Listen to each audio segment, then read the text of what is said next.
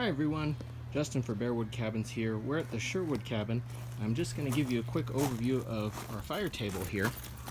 So the controls are under this door and they're right here. So this is the setting for the gas. Now to turn it on, the instructions are right here. And I'll give you a quick rundown of that.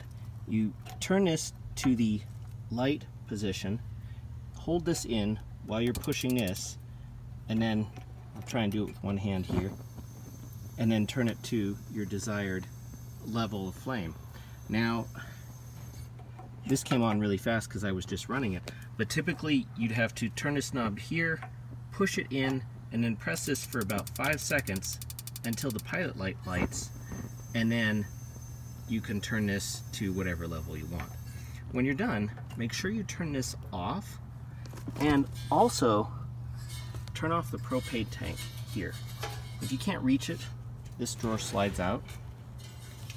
Turn it off all the way clockwise until it stops. And then, after it's had about an hour or two to cool down and it's cool to the touch, please put the cover back on top so this thing will last a long time. And that's pretty much all there is to it. If you have any questions, you can always contact us directly, and we're happy to answer them for you. Enjoy your stay.